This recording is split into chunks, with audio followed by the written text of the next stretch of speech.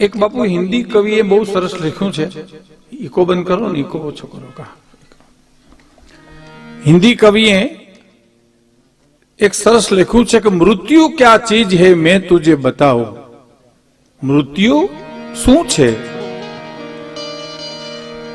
मृत्यु क्या चीज है मैं तुझे बताऊं. एक मुसाफिर था, रास्ता में नींद आ गई. આ મૃત્યુની વ્યાખ્યા એને કરી કે એક મુસાફર હાલ્યો જાય છે, એને નીંદર આવી ગઈ તો સૂઈ ગયો ને વળી પાછો ઊભો થઈને હાલ્યો જાય. એમ જન્મો જન્મના જે માણસના ફેરા છે એ મૃત્યુની વ્યાખ્યા કવિએ કરી છે. આવે છે એ જાય જ છે, નક્કી વાત છે. જન્મ છે એનું મૃત્યુ નક્કી છે. મૃત્યુ જન્મ થયા પછી મળેલું નથી, મારી તમારી સાથે આવેલું મૃત્યુ છે. એટલે મહાપુરુષો એમ કહે છે કે એનો શોખ ન કરવો, પણ એને યાદ કરી હરિસ્મરણ કરવું, ભજન કરવા, સંતવાણી કરવી, હરિના ગુણગાન ગાવા. કારણ કે માના ઉદરમાં હું અને તમે હોઈએ ત્યારે અમુક મહિને જીવ જ્યારે અંદર પ્રવેશ કરે અને પછીના મહિના તો માના ઉદરમાં જ પૂરા થઈ જાય મારા ને તમારા આયુષના. એટલે મૃત્યુ સાથે આવેલું છે, જન્મા પછી મળેલું નથી. અને જન્મા પછી મળે તો એનો રંજ હોય, અફસોસ હોય, આમ હોય તેમ હોય, આપણે કહીએ પ્રમાણે, પણ આ તો સાથે આવે છે. એટલે કવિ મેકરણભાઈ લીલા સનાળી એના બહુ સરસ દુહા છે કે મૂછું મરડતા કક મહીપતિ ગજબ હતા ગંભીર સબળી એના શરીર અમે મહાણે જોયા મેકરણ. માયા બધી મલકની નંદે કેવી ભેલી કરી ઈ સોમ લોભિયાના શરીર પણ અમે મહાણે જોયા મેકરણ. અને ગીતા ગાય અને જ્ઞાન દીધું કૃષ્ણે કેવી કરી ઈ સામળિયાના શરીર અમે મહાણે જોયા મેકરણ. એને અમને કાગ રોવરાવે અમને પ્રાચી કેરો પીપળો. બ્રહ્માંડના માલિકને પણ ત્યાંથી વિદાય લેવી પડે. એટલે આપણે ત્યાં નિરંજનભાઈ છે, આપણે પરિબાપુ છે, બધા ભજનીકો ગાય છે કે હે જગજનની, હે જગદંબા.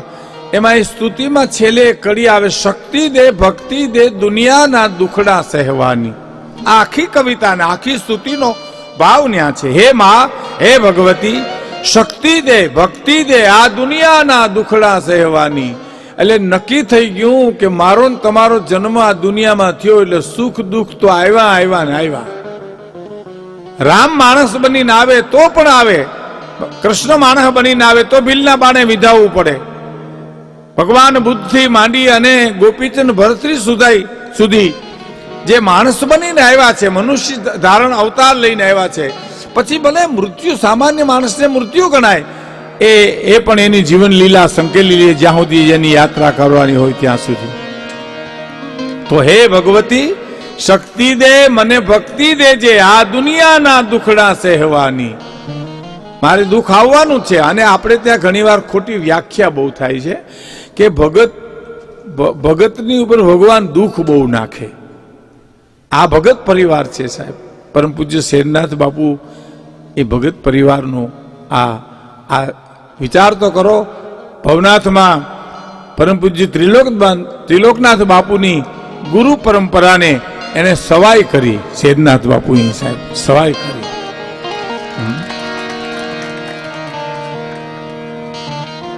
આપણે ત્યાં એમ કે ભાઈ ભગતની ઉપર ભગવાન દુઃખ બહુ નાખે. ખોટી વાત છે. દુઃખ સહન કરે એને ભગત કહેવાય. ભગતની ઉપર દુઃખ ભગવાન નાખે કોઈ દી, પણ દુઃખને સહન કરે એને ભગત કહેવાય છે. આની સહન એટલા માટે કરે છે, સહન એટલા માટે થાય છે કે એનો દોર હરિની હારે છે, અખિલ બ્રહ્માંડના માલિકની હારે છે. એટલે કે છે હરિની હાટડીએ મારે રોજનું હતા, હરિની હાટડીએ મારે રોજનું હતા.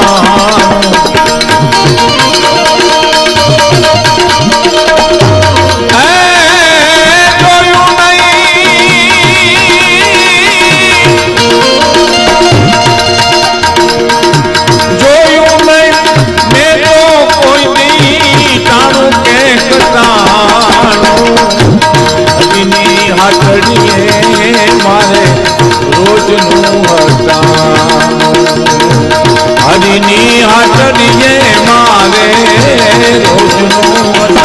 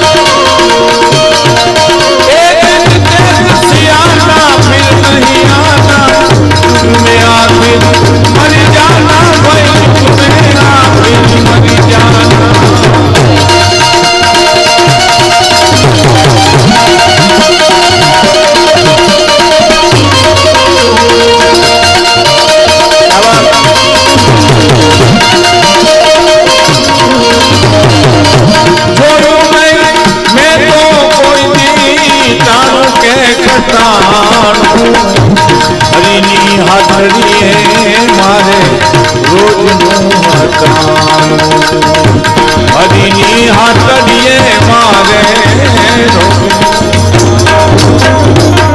કારણ મારે હરિની હાથડીએ તો મારે રોજનું હટાણું હટાણું એટલે વ્યવહાર સંબંધ શોપિંગ કરવા જાઉં કે દુકાને લેવા જાઉં હટાણું કરવા જાઉં એમ ગામડામાં કે એમ સંતોને મહાપુરુષોને ભક્તગણને હરિની હાટડી એના હટાણા હોય છે સામાન્ય ન હોય એના સંબંધો તો ઓલાની સાથે હોય એટલે તો કવિએ કીધું કે આપ ભીજો આયો બાપુ આપ ભીજો આયો જગતનું રંગભૂમિ કૃષ્ણ નાદ નિરખાયો નાટકની દાની में લક્ષો રાચી જાયો મરી કે મિટાયો ગાયો नैन छलकायो नाथ कठिन कहानी में पायो यदि है तो मेरो चाहियो बख्शायो जाए ना तो फुरमायो जाए मुक्त को न लायो जाए खेल ना खिलायो जाए फिर चहु खानी में मुक्तानंद स्वामी नु आ एक पद छे कवित छे કે આપ ભીજવાયો હું મારી મેળે આવ્યો નથી ધરતી ઉપર જીવ શિવને કે છે આપ ભીજવાયો તમે મને મોકલ્યો છે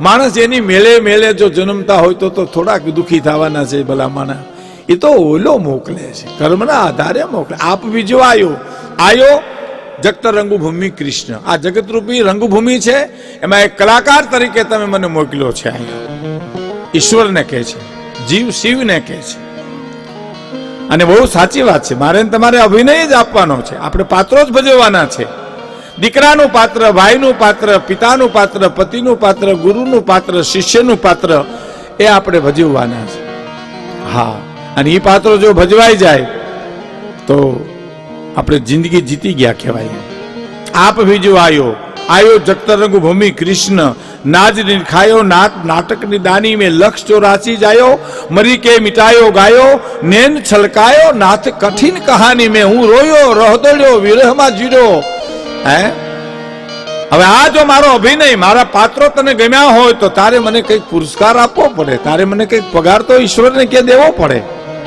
જો હું પાસ થયો હોઉં મારો અભિનય તને ગમ્યો હોય નાટકમાં હું પાત્ર ભજવું તો તને પ્રિય લાગ્યું હોય તો મને તું પુરસ્કારમાં મને દે મને મુક્તિ આપી દે પાયો यदि है तो मेरो चाहियो बख्शायो जाए મને તારે પુરસ્કારમાં કંઈક દેવું દેવા માંગતો હો તો મને આ અખિલ બ્રહ્માંડના માલિક મને આ જંજાળમાંથી મુક્ત કરી દે બસ મુક્તિ મળી ગઈ અને માનો કે હું નપાસ થયો મને આવડ્યું નહીં કોઈ પણ પાત્ર ભજવતા ના આવડ્યું તો ના તો ફરમાયો જાય મુક્ત કો ન લાયો જાય ખેલ ના ખિલાયો જાય ફિર ચહુખાની में તો તારી કંપનીમાંથી મને છૂટો કરી દે બસ તોય મુક્તિ મળી ગઈ છે એટલે કવિઓએ સંતોએ ઈશ્વરની પાસે કેવી કેવી માગણી કરી છે જે પરમાત્મા રાજી થાય હા તમે જુઓ સામાન્ય નાટકની કંપની હોય ને એ મહાપુરુષોને ખબર છે, આપ સૌને ખબર છે કે હવે નાટકની દુનિયા નથી, પણ પેલા નાટકની દુનિયા નીરુભાઈ હતી ત્યારે એનો ડાયરેક્ટર આગળ બેસતો, પેલી બીજી ચોથી રોમાં બેઠો બેઠો જોતો હોય કોણ કેવું પાત્ર ભજવે છે, અને એમાં જે પાત્ર પસંદ પડે ને એને બીજે દિવસે બોલાવે મેનેજર. આ બનેલી હકીકત આપને કહું છું. અને એમ કે ભાઈ તમે કાલે રામવાળા તમે થયા હતા, શેઠ સગાસા તમે થયા હતા પરમદી? તો કે હા, બહુ સારો અભિનય તમારો, અભિનય શેઠ સગાસાનો આબેહૂબ હતો, રામવાળાનો આબેહૂબ હતો. તમને શું કંપની પગાર આપે છે? કે 60 રૂપિયા. તો કે આજથી તમને 100 રૂપિયા મળશે. હવે સાંભળજો મિત્રો, સામાન્ય એક નાટકની કંપનીનો મેનેજર રાજી થઈ જાય અને 60 માંથી 100 રૂપિયા પગાર વધારી દે, તો મારો તમારો અભિનય ગુરુ તરીકે, શિષ્ય તરીકે, દીકરા તરીકે, મિત્ર તરીકે, ભાઈ તરીકે જો સારો અભિનય હોય તો ઉપરવાળો કંપનીનો માલિક કેવો રાજી થાય, મને તમને મુક્તિ આપી દે સાહેબ. હે, મુક્તકોનો લાયો જાય, ખેલ ના ખિલાયો જાય, ફિર ચહુ ખાની મેં. તો મને, અને આ તો મારું હટાણું, મારો સંબંધ, મારો વ્યવહાર રામકૃષ્ણ પરમહંસની ને એક કોઈ પ્રશ્ન કર્યો હતો કે ભજન કરવું સંસાર મારીને બહુ અઘરું છે. તો કે એવું નથી, અઘરું તો તમે કરો છો, બાકી તમે એક હાથમાં નામ લ્યો, રામનું નામ રાખો. તમારા ઈષ્ટદેવ જે કોઈ, રામકૃષ્ણ પરમહંસ કાંઈ કોઈ આ રામ લ્યો એમ નહોતું કીધું, પણ તમારા ઈષ્ટદેવ તમે જેને માનતા હો, માતાજીને માનતા હો, એક હાથમાં એનું નામ રાખો, એક હાથમાં વ્યવહારનું કામ રાખો. વ્યવહારનું કામ જેવું પૂરું થઈ જાય ને 2 હાથમાં તમે રામનું નામ રાખો, તમારા ઈષ્ટદેવનું નામ રાખો, માતાજીનું નામ રાખો. હમણાં જ પરિબાપુએ કીધું કે ભજનને ભરોહે રહેજો સાહેબ, ભરોહે રહેવું જોઈએ. ભરોહે તો આખી દુનિયા ચાલે છે. હે, રામકૃષ્ણ પરમહંસ સ્વામીજી કોઈ બાપુ પ્રશ્ન પૂછેલો કે સાકાર ભગવાન સાચા કે નિરાકાર ભગવાન સાચા? તો રામકૃષ્ણ પરમહંસે કીધું કે તમને કેમાં શ્રદ્ધા છે, સાકાર ભગવાનમાં શ્રદ્ધા છે કે નિરાકારમાં શ્રદ્ધા છે? તો કે મને સાકાર ભગવાનમાં, સાકાર એટલે મૂર્તિ, એમાં મને શ્રદ્ધા છે. તો તોય પકડી રાખજો, દ્રઢ રાખજો, પણ નિરાકારની ટીકા ન કરતા, એ છે હો. તો કેવી રીતે? તો કે બરફ છે એ સાકાર છે અને પાણી છે એ નિરાકાર છે, એમાં કેમ નોખા પાડશું આપણે તમે એને? સૂર્ય અને એના કિરણોને હું તમે કેમ નોખા પાડશું? સમુદ્ર અને તરંગો એને તમે હું કેમ નોખા પાડશું? એટલે મારો સંબંધ તો હરિની હાટડીએ છે. મારું વ્યવહાર થઈ જાય, સંસાર સાધુઓ છે, આ મુક્તાનંદ બાપુ છે, વિજય બાપુ છે, શેરનાથ બાપુ છે, કેટલો હરિહરના ટુકડા આપે છે, શિક્ષણના કેટલા કામ આપણે જે કરવા હોય સમાજે, એ તો આ મહાપુરુષો કરે છે. શું કામ? સમાજને માટે મારે કંઈક કરવું છે. એટલે એ જેવું કામ પૂરું થઈ જાય એટલે હાથમાં નામ લઈ લે, સદગુરુનું, દેવનું, ભગવાનનું.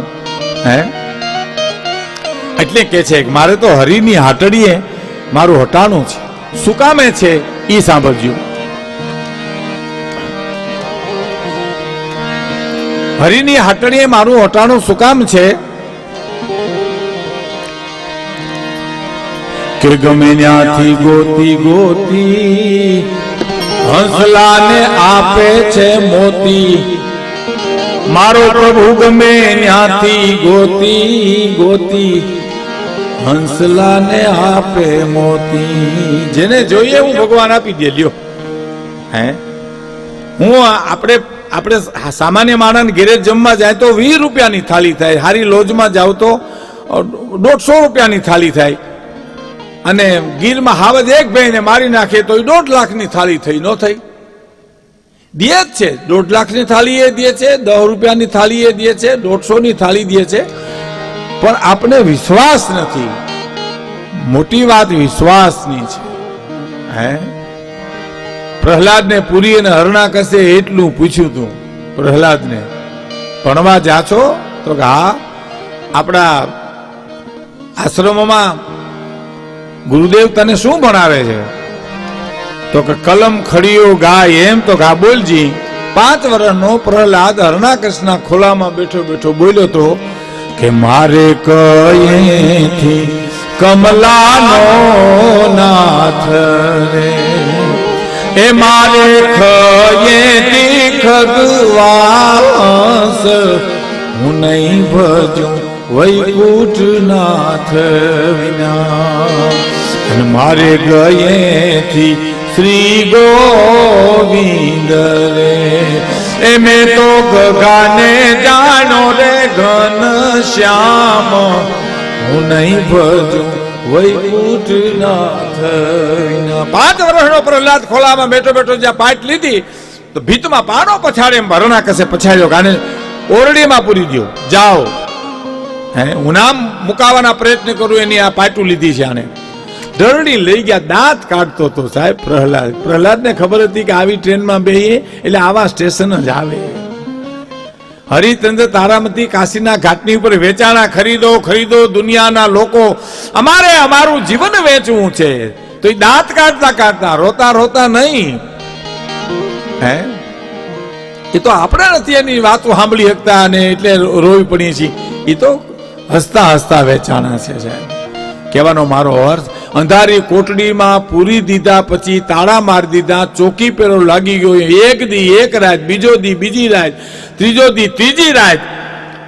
અખિલ બ્રહ્માના માલિકે જોયું તો માતાજી થાળ તૈયાર કરી આમ ઊભા થાય પેલા પૂછ્યું ક્યાં જાઓ દેવી જટાણે ક્યાં જાઓ છો? કે મૃત્યુલોકમાં. તો કા મારો દીકરો 3 દી થયા ભૂખ્યો છે ને ખવડાવવા જાઉં છું. અને આવ્યા ઓરડીની મારી પર મોઢામાં કોલિયા દે અવાજ આવ્યો. ચોકીદારોએ સાંભળ્યું અંદર કંઈક બોલે છે. જઈને હરણાકશને વાત કરી કે અંદર કંઈક કોક વાતું કરે છે. કમાડ ખેડવી જોયું તો પ્રહલાદ એકલો બેઠો તો સાહેબ.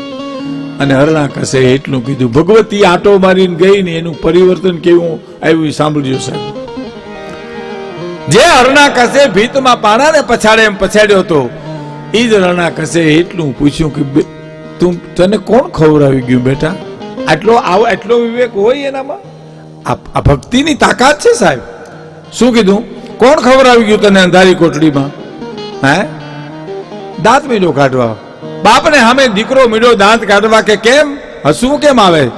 કે તમે મને એમ કહો છો કે આ અંધારી કોટડીમાં તને કોણ ખવડાવી ગયું? પિતાજી એટલો વિચાર તો કરો. માના પેટની માલિપા ઊંધે માથે લટકતા હોઈએ.